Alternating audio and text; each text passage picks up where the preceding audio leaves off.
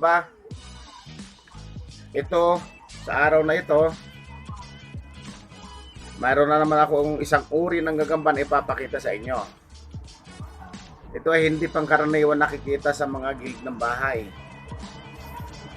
o sa mga binibinta dyan sa tabi-tabi. Ito,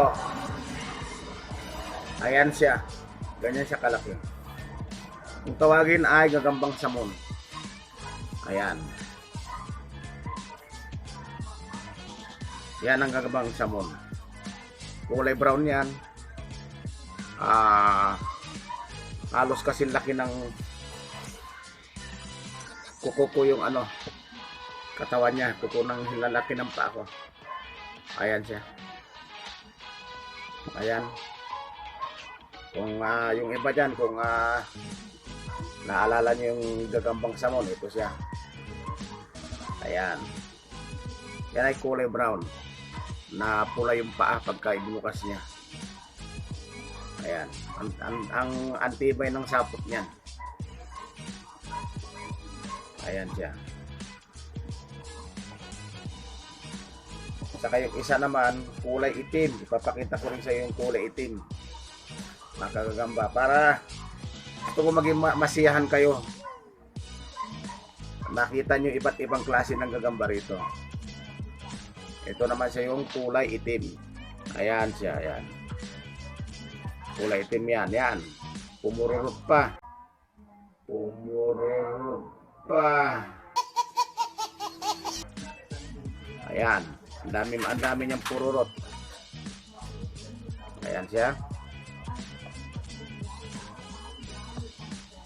Hindi, ito yung pinakamalaki. Medium size pa lang ito. May mas malaki pa rito. Ayan naman, ipapakita ko sa inyo yung BB Samon. Meron tayong BB Samon. Kasi laki nito yung oversize ng Cebu. BB pa lang siya pero kasi laki na siya ng oversize ng Cebu. Ito siya. Saan ka nakikita ng BB kasi laki na ng oversize ng Cebu. Ng jumbo ng Cebu. Ayaw kumapit.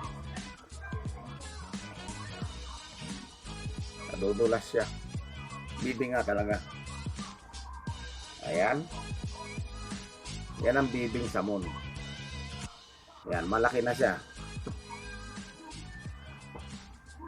Ayan.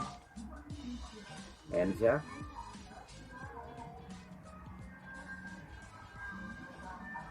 Ayan. Kasi laki siya ng jumbo ng Cebu. Ayan. Kung nakakita na kayong gagambang Cebu yung jumbo. Ito siya. Ayan, ganyan siya kalaki. BB pa lang ito. Bibing samon ito. Ayan. Ang lalaki ng mga paa. Ayan siya. So ayan mga kagagamba. Sana natuwa kayo sa pinakita ko ngayong araw na to. Sa mga susunod na araw, ay ipapakita ko pa sa inyo ay iba't ibang klaseng gagamba. Uri ng gagamba. Ito lamang yan po sa Mindo o sa Zero Gagamboy. Maraming salamat.